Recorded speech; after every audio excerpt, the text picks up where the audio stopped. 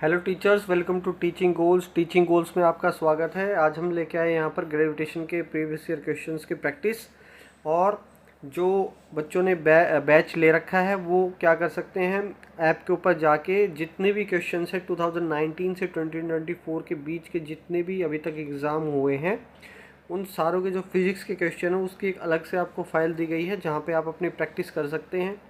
जैसे आप आंसर के ऊपर क्लिक करेंगे आपको डायरेक्ट वहाँ पर नीचे आपका आंसर राइट है कि रॉन्ग है वो भी पता चलेगा, और उसके साथ आपको वहाँ पर एक्सप्लेनेशन भी पता चलेगी।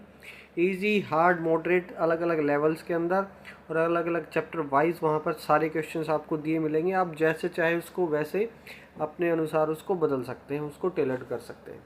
सो यहाँ पर हम स्टार्ट कर रहे हैं ग्रेविटेशन का चैप्टर। सो पहला क्वेश्चन हम देख लेते हैं यहाँ पर। How far below the Earth's surface will the value of gravitational acceleration be half of the gravitational acceleration on the Earth's surface? G की वैल्यू पूछ रहा है कि कितना नीचे जाने पर हमारी जो G की वैल्यू है वो हाफ हो जाएगी। सो यहाँ पर हम देख सकते हैं कि हमारे पास फॉर्मूला हमें पता है। वो क्या है? हमारा फॉर्मूला है G dash is equals to G1 - d/r। ये हमारा डेप्थ के लिए फॉर्मूला होता है। ध्यान रखिएगा, कभी डेप्थ को और एल्टीट्यूड को बहुत ही ध्यान से पढ़ेंगे, कहीं आप इसकी जगह हाइट वाला फॉर्मूला ना यूज़ कर लें। डेप्थ वाला फॉर्मूला पूछा है तो डेप्थ का ही याद रखेंगे। तो अब हमें ये पूछा गया है कि ये जो हमारा जी है हमारा, इसकी वैल्यू G/2 हो जाए। G/2 हो जाए तो G/2 equals to G1 - d/r। तो यहाँ पर G से G कैंसिल हो जाएगा, half equals to 1 - d/r। So d/r हमारा क्या आ जाएगा? d/r हमारा हाफ आ जाएगा। सो d की वैल्यू क्या आ जाएगी? r/2। और r हमारा कितना होता है? 6400। सो 2 से जब आप इसको कट करेंगे सो ये आ जाएगा आपके पास 3200। सो आपका जो ऑप्शन है यहाँ पर वो आपका करेक्ट हो जाएगा। दैट इज़ और आंसर इज बी। ठीक है, नेक्स्ट क्वेश्चन की तरफ बढ़ते हैं हम। If the radius of the earth become 3 times, आपसे ये कहा गया है कि आपका जो रेडियस है अर्थ का वो 3 टाइम्स हो जाए, then what change in the density should occur so that the value of g does not change. आपको ये कहा है कि जी की वैल्यू आपका रेडियस तो 3 टाइम्स हो जाए लेकिन आपका जी आपको उतना ही रखना है, डेंसिटी को चेंज करिए। तो डेंसिटी को आप कितना बढ़ाएंगे या घटाएंगे कि आपकी वैल्यू जो जी की है वो अनइफेक्टेड रहे। सो यहाँ से हम देख सकते हैं, हमें फॉर्मूला पता है sorry G equals to Gm/r² हमें पता है सर, लेकिन अब यहाँ पे हमें डेंसिटी लगानी है तो मास की जगह हम वॉल्यूम इंटू डेंसिटी लिखेंगे 4/3 πr³। सो नीचे जो r² होता है उससे r कट जाएगा, r³ का खाली r बचेगा यहाँ पर। सो यहाँ पर हम देख रहे हैं कि जो आपका g है वो बदलना नहीं चाहिए, g उतना ही रहना चाहिए, जबकि आपका जो r है उस r को आपने 3 टाइम्स कर दिया है। तो यहाँ पर g तो आप ग्रेविटेशनल कांस्टेंट तो कांस्टेंट ही रहेगा। सो अब यहाँ पर आपके पास बचा है सिर्फ रो और r। So rho and r equals to, हमें पता है कि हमें इन्हें कांस्टेंट रखना है। तो रो और r जो है एक दूसरे के इन्वर्सली प्रोपोर्शनल हो जाएंगे। ये क्वेश्चन एक ठीक ऐसा ही क्वेश्चन हमारे पास आगे भी आएगा। उस टाइम पर जी हमारा अपोजिट डायरेक्शन में, ये हमारे डायरेक्शन में। तो आप इसके एक ट्रिक भी आप डायरेक्टली याद रख सकते हैं। जब भी ऐसा क्वेश्चन आए, ये जो चीज़ें एक तरफ हैं वो इन्वर्सली प्रोपोर्शनल हो जाएंगी। अगर आमने सामने वाले आपको दो अलग अलग वेरिएबल्स को कंपेयर करना है कि ये इतना बढ़ गया ये इतना घट गया है, सो वो डायरेक्टली प्रोपोर्शनल रहेगा कि अगर r की वैल्यू बढ़ रही है तो g की भी बढ़ जाएगी। अब यहाँ पर हमने देखा कि r 3 टाइम्स बढ़ रहा है, तो r 3 टाइम्स बढ़ रहा है तो हमारा जो रो है वो 3 टाइम्स कम हो जाएगा। इस बात का आप डायरेक्टली यहाँ पर ध्यान रखेंगे कि आपका जो r है वो 3 टाइम्स, ये आपका रिलेशन बचेगा। तो जो रो है वो हो जाएगा आपका 1/3 टाइम्स हो जाएगा जो ओरिजिनल हमारा था। सो हम यहाँ पर आंसर हम देख सकते हैं, हमारा आंसर हो जाएगा डेंसिटी बिकम 1/3। ये आपका आंसर हो जाएगा। अभी एक और क्वेश्चन आगे करेंगे सेम, आपको और क्लैरिटी आ जाएगी। नेक्स्ट, जैसे कि ये क्वेश्चन है, यहाँ पे भी हम डायरेक्ट देख सकते हैं कि आपसे पूछा गया है फिर radius of earth were shrink bye 1% with density remains constant. अब डेंसिटी को यहाँ कांस्टेंट रखना है।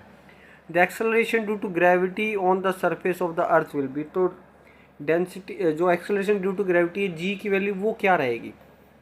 तो यहाँ पर मैंने जस्ट अभी आपको बताया था कि जो लिख ही लेते हैं इसको हम, कि आपको पता है g इक्वल्स टू, हमने अभी अभी लिखा 4/3 पाई g row r।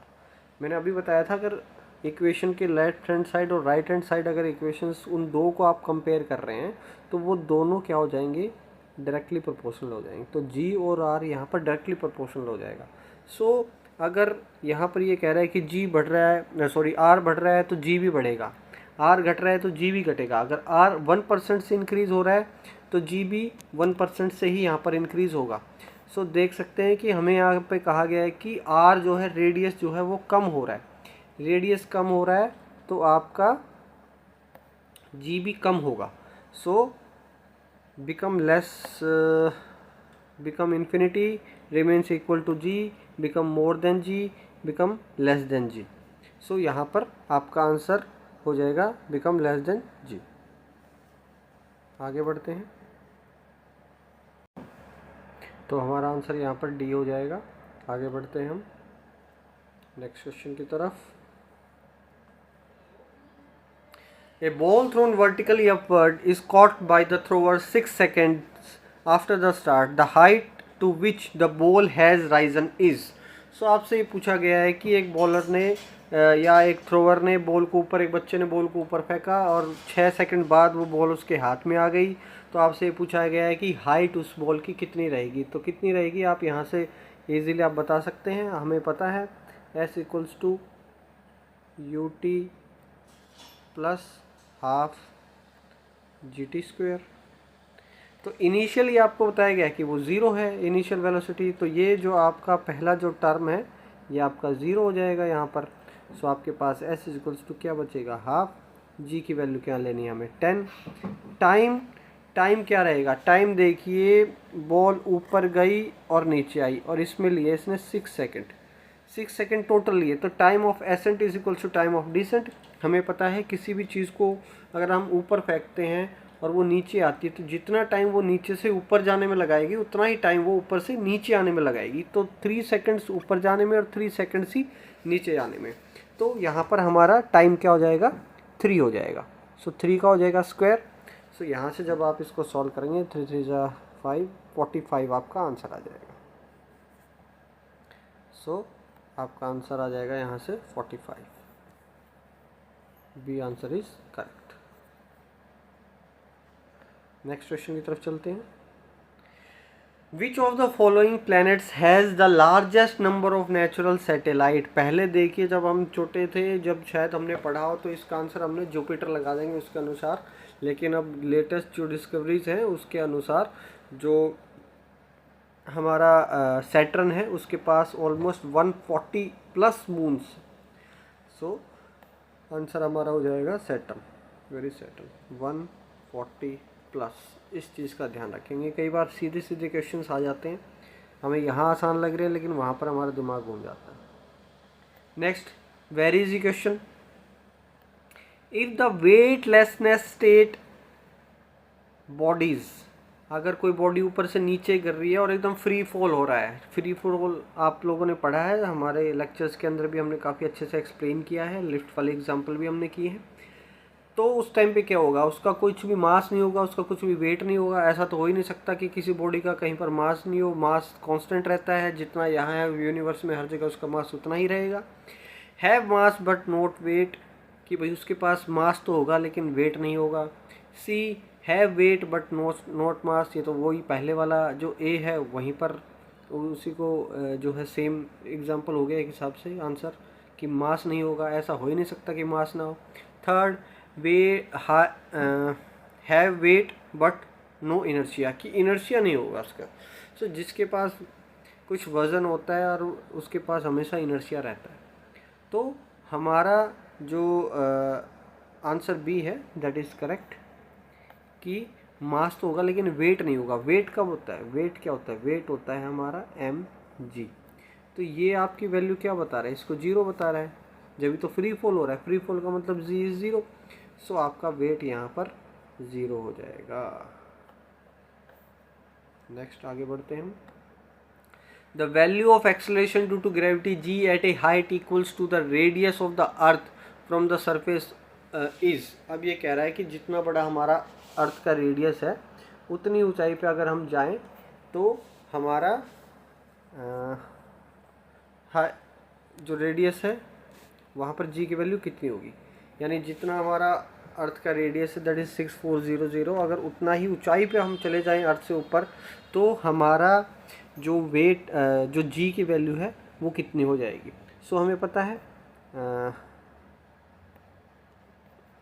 g is equals to GH is equals to g.r² upon r plus h का whole square.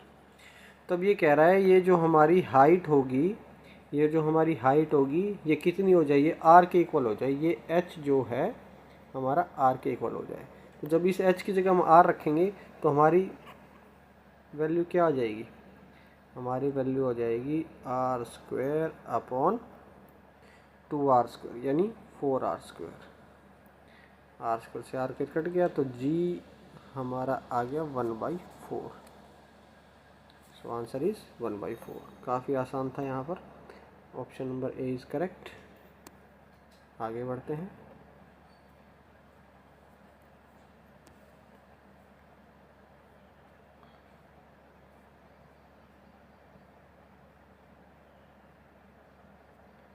So this is our question number 8, very easy question. So हमसे पूछा गया है gravitational force between two object is F। आपके पास कोई यहाँ पर दो ऑब्जेक्ट हैं, ठीक है, दो ऑब्जेक्ट हैं, उनके बीच में फोर्स F लग रहा है, दोनों के बीच में। The distance between them is double the new gravitational force will be. So एकदम इजी है यह, तो हमें पता है F is equals to Gm1m2/r²।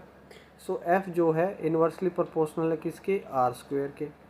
तो r अगर आपका बढ़ गया, डबल हो गया, तो ये कितना हो जाएगा 1/r²। इसको 2r का अगर हम होल स्क्वायर कर देंगे so that will become our 1/4। 1/4 यहाँ पर हमारा आंसर आ जाएगा। तो f बिकम 1/4। सो आपका आंसर यहाँ पर डी आपका आंसर हो जाएगा। आगे बढ़ते हैं। Next question, what is the escape velocity from the surface of the earth. Surface of the अर्थ से जो हमारी एस्केप वेलोसिटी है वो कितनी होती है, इसका फॉर्मूला हमें हमेशा याद रखना है, और ये वैल्यू भी हम डायरेक्टली याद ही रखते हैं 2gr, और इसका आंसर हमारा 11.2 किलोमीटर पर सेकंड आता है। ये सीधा याद रखने वाला क्वेश्चन है और इस वैल्यू को ज़रूर याद रखेंगे। आगे भी हमारा एक दो क्वेश्चन और आएगा जिसके अंदर हमें इसकी वैल्यू की हमें ज़रूरत पड़ेगी। Next, according to Kepler's third law, the square of the orbital period of a planet is proportional to। तो तीन लॉ हमने पढ़े हैं यहाँ पर केपलर्स के, हमारे जो केपलर लॉ हैं, तीन लॉ हैं। सो उसमें से थर्ड लॉ के बारे में यहाँ पे पूछा गया है। तो थर्ड लॉ हमारा क्या कहता है, थर्ड लॉ हमारा कहता है T² is directly proportional to a³। और ये a क्या है, हमें पता है कि हमारा अर्थ जो है ऐसे इस इलिप्टिकल शेप में घूमता है। तो इसकी एक सेमी माइनर एक्सिस होती है और एक इसकी सेमी मेजर एक्सिस होती है। तो ए जो होता है ये आपकी सेमी मेजर एक्सिस होती है, ठीक है। और जो आपका T² जो है वो a³ के इक्वल रहेगा, इस बात को आप याद रखेंगे। सो आंसर यहाँ पर आपका आ जाएगा, फर्स्ट है square distance be the cube of mean distance. So B जो आपका आंसर ये आपका करेक्ट हो जाएगा, the cube of its mean distance from सन।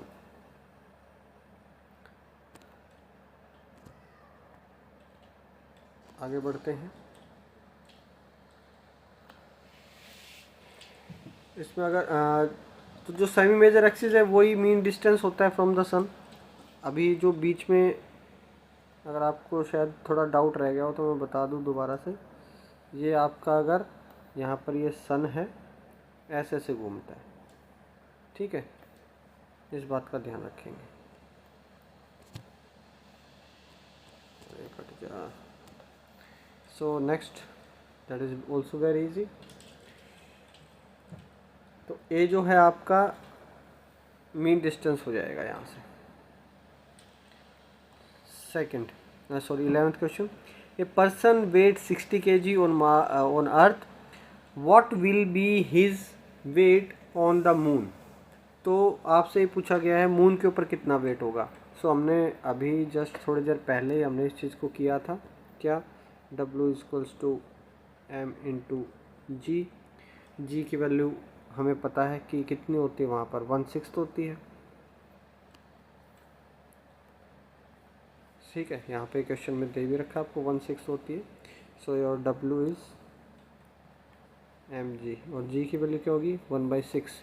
तो जितना वेट हमारा अर्थ पे होगा मून पे हमें उसका 1/6 दिखेगा, यानी अगर अर्थ पे 60 kg है तो मून पे हो जाएगा /6, तो आपका आंसर आ जाएगा यहाँ से 10, ठीक है।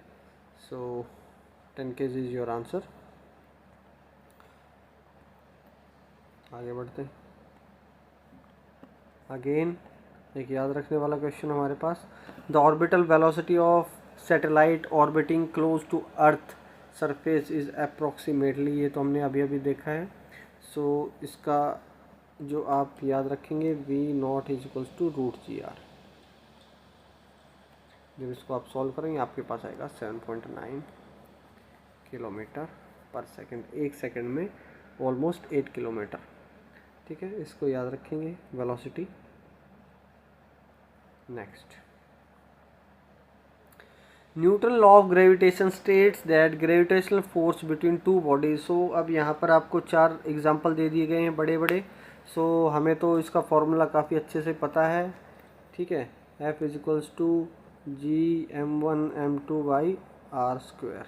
सो हमें पता है कि डायरेक्टली प्रोपोर्शनल है मासेस के और इनवर्सली प्रोपोर्शनल स्क्वायर ऑफ इसके डिस्टेंस के। तो इसमें से हम देख लेंगे कि यहाँ पर हमारे पास कौन सा एग्जांपल जो है हमारा कौन सा जो आंसर है वो हमें ठीक बैठ रहा है। हमारे पास पहला ही आंसर जो है ये चीज़ बता रहा है कि प्रोडक्ट है उनका मासेस का, यानी m1 × m2, mass of earth, mass of जो है बॉडी, ठीक है। अगर अर्थ के केस में लेके चल रहे हैं, अगर कोई दूसरा ऑब्जेक्ट है तो भी m1 m2 हम लेके चलेंगे, तो इनका प्रोडक्ट है और इन्वर्सली प्रोपोर्शनल किसके, उनके बीच के डिस्टेंस के।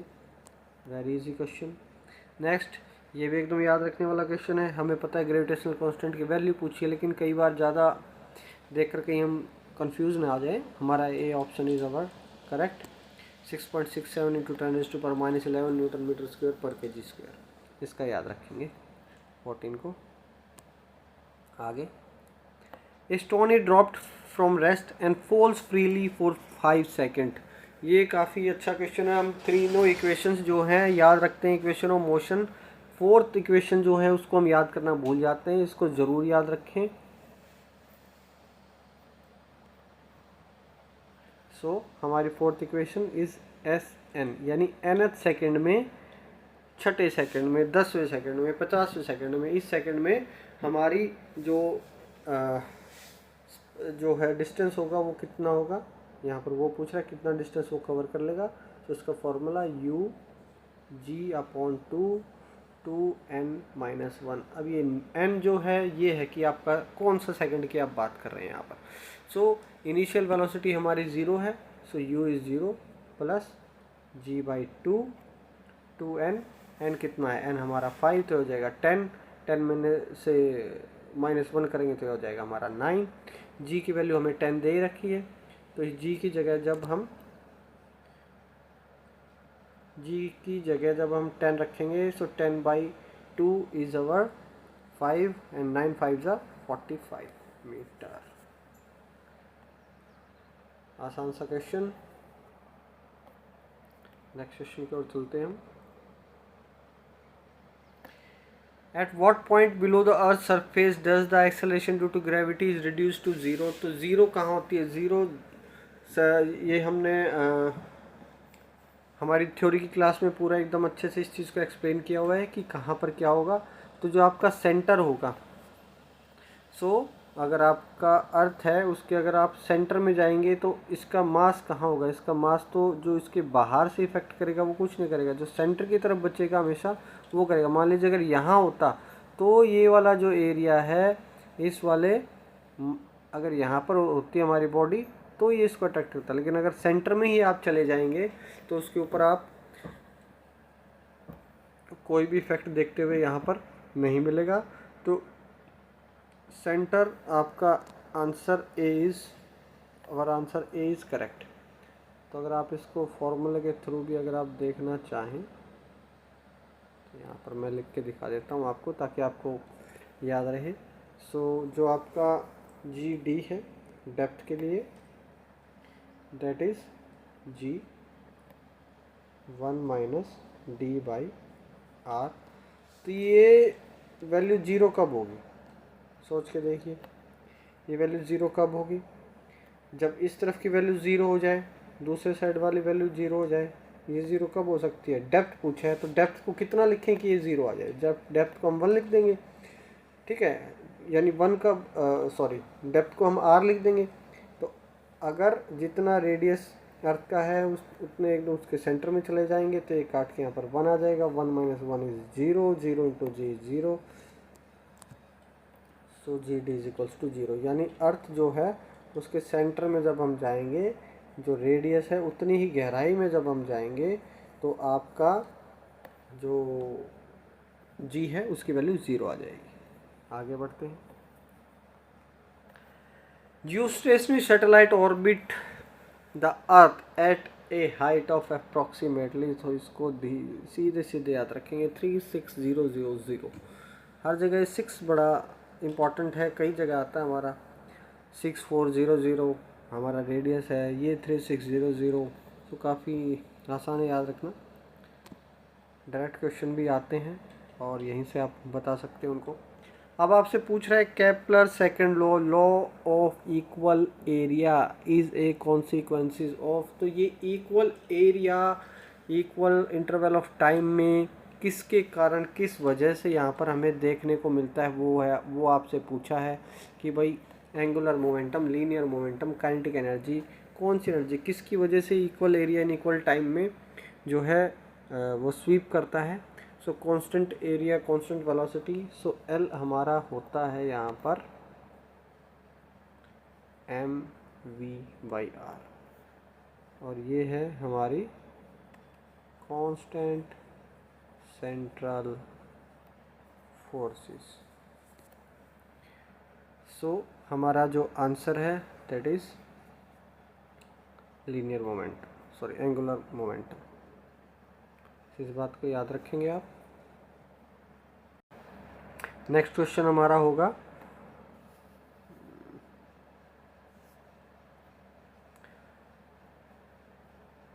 To spheres of mass m and m are separated by distance d। दो मास हमारे पास हैं, एक का मास कैपिटल M है, एक का मास स्मॉल m है, और उनको d डिस्टेंस से एक दूसरे से दूरी पर रखा गया है।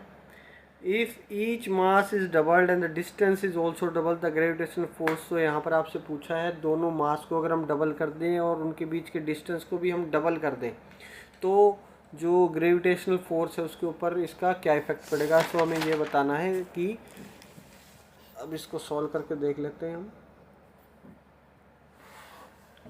सो हमें पता है F is equals to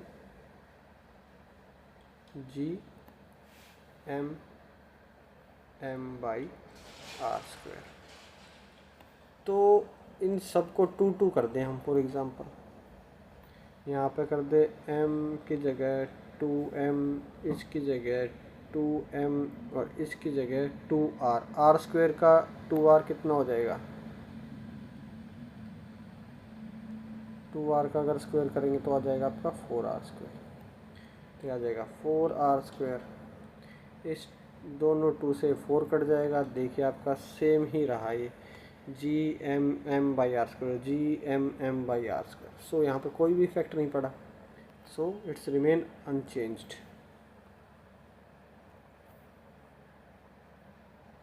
so remain same. So हमारा बी आंसर हमारा करेक्ट हो जाएगा। Next, The acceleration due to gravity on the moon is 1.6 meter per second. The weight is 5 kg. The weight of 5 kg object on the moon. तो अब आपसे पूछा है कि वेट बताइए कितना होगा जब आपकी g की वैल्यू कितनी होगी, 1.6 होगी. W इक्वल्स टू mg हमें पता है. So 16×5 that's 8 newton our answer. Answer number C is correct. 21.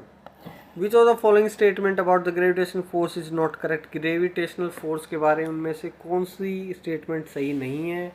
So it is always attractive. Attractive होती है, सेंट्रल के तरफ एक दूसरे को खींचते हैं. इनवर्स स्क्वायर लो है, अपॉन में आर स्क्वायर आता है, physicals to GM1m2 by are square. So inversely proportional है आर स्क्वायर के. It is stronger than electromagnetic force. So आपका डी जो आपका ऑप्शन है वो आपका गलत है. यहाँ पर मैंने आंसर के हिसाब से डी ठीक है, वैसे गलत बताया हुआ है. Next, the time period T of a satellite revolving in a circular orbit at height h from earth surface is proportional to. So आपसे पूछा गया है कि टाइम जो है वो किसके प्रोपोर्शनल होगा. ठीक है, the time period T of a satellite revolving. आपके पास कोई सैटेलाइट है यहाँ पर और वो चारों तरफ इसके घूम रही है, तो इसका टाइम पीरियड यहाँ पे पूछा गया है कि टाइम पीरियड जो है वो जो हाइट है उसको देखते हुए क्या होगा. ठीक है, सो इसको देख लेते हैं हम. वैसे तो डायरेक्टली आंसर ही हम इसका याद रखते हैं, लेकिन हम इसको फिर भी, हमारा आंसर यहाँ पर बी है, r+h 3/2. लेकिन फिर भी हम इस चीज़ को देख लेते हैं कि एक बार कैसे आता है, तो आपको थोड़ा सा याद रखने में इजी रहेगा.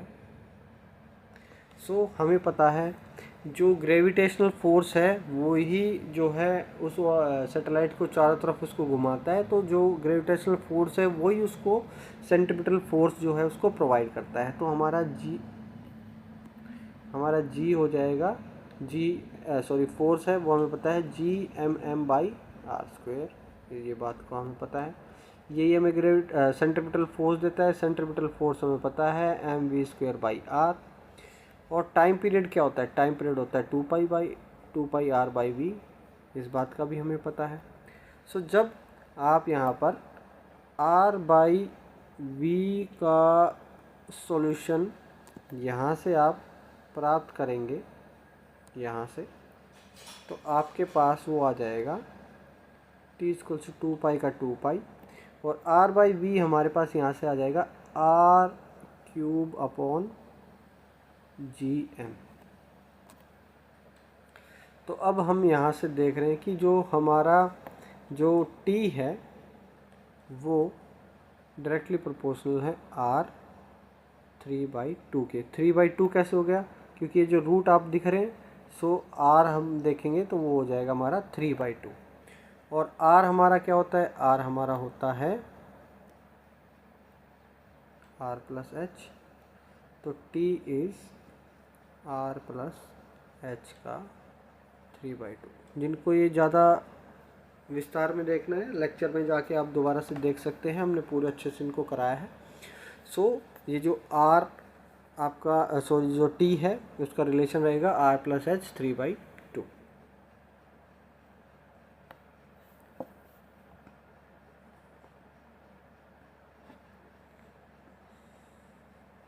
Next, the weight of a body at the poles is greater than at the equator because. Pole के ऊपर जो है हमारा, ये हमारा अर्थ हो गया है ऐसे. ठीक है, हमारी पोल्स हो गई, हमारे इक्वेटर हो गए. तो जो पोल्स हैं उसका डिस्टेंस अर्थ से कम होता है, अर्थ के सेंटर के पास होता है. इक्वेटर होता है उसका डिस्टेंस बड़ा होता है, ई इज़ ग्रेटर. सो इसको कैसे याद रखेंगे? पोल की स्पेलिंग छोटी है इसलिए पोल छोटा है, इक्वेटर की स्पेलिंग बड़ी है इसलिए इक्वेटर बड़ा होता है. और हमें पता है जो ग्रेविटेशनल फोर्स है वो क्या है? Inversely proportional to r². तो जितना r की वैल्यू कम होगी उतना ही फोर्स की वैल्यू ज़्यादा होगी. तो जो हमारा पोल पर है हमारा वेट सबसे ज़्यादा होगा। Earth is a flat at poles, earth is closer to sun at poles, earth polar radius is smaller, so G is right. So हमारा आंसर यहाँ पर जो हमारा सी आंसर है दैट इज़ करेक्ट। इस बात को याद रखेंगे। नेक्स्ट आगे बढ़ते हैं। Which relation correctly connects orbital velocity V not, orbital velocity को वी नॉट से लिखते हैं हमें पता है, और एस्केप वेलोसिटी को वी ई से लिखते हैं। तो इन दोनों का यहाँ पर रिलेशन पूछ लिया गया है। रिलेशन पूछ लिया गया है तो हमें सारी चीज़ों का पता है, फिर भी हम एक बार दोबारा लिख देते हैं। हमें पता है v naught is our root g r, और वी ई क्या होता है, वी ई होता है हमारा रूट 2GR।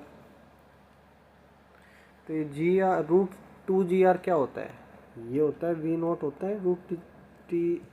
तो इसकी जगह हम क्या लिख देंगे 2V नॉट। इस बात को याद रखेंगे।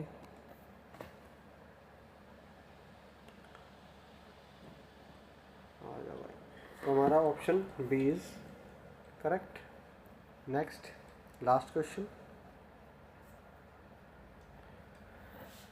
ये डायरेक्ट याद रखने वाला क्वेश्चन है। The gravitational potential energy of a body of mass m at a small height h above the earth surface, जब h की वैल्यू बहुत ही छोटी होगी। सो यहाँ पर हमारा mgh हमारा आंसर होता है। सो इस बात को डायरेक्टली आप याद रखेंगे।